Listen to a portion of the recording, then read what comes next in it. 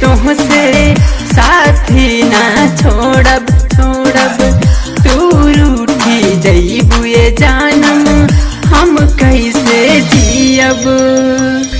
प्यारी करी ले तुमसे साथी ना छोड़ब छोड़ब, तू रूठी जईबू ये जानम हम कैसे जियब।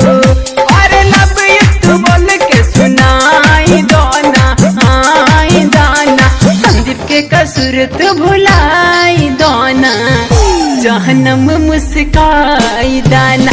संदीप के कसूर तू भुलाई दाना, जानम मुस्काई दाना।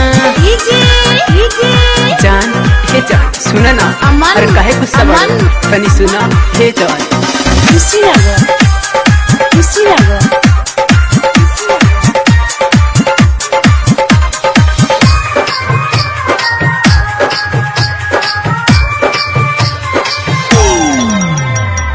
अब न तुहके तांग करब हम, ना करब परेशान हो।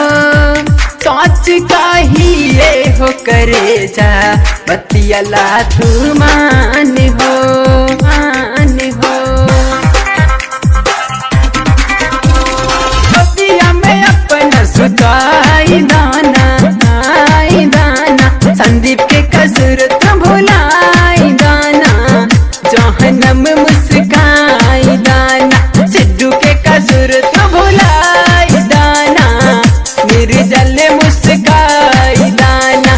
संदीप के कसूर तो भुलाई दाना, जहनम मुस्काई दाना।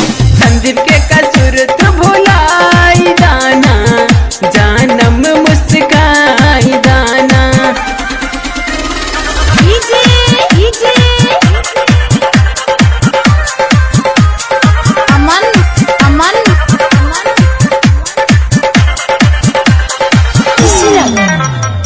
खुशी लगा।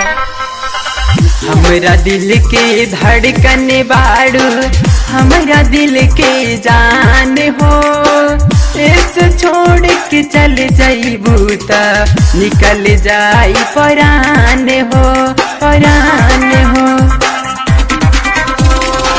हमरा दिल के धड़कन बाड़ू, हमरा दिल के जान हो। ऐसे छोड़ के चल जाइबा त निकल जाई परान हो।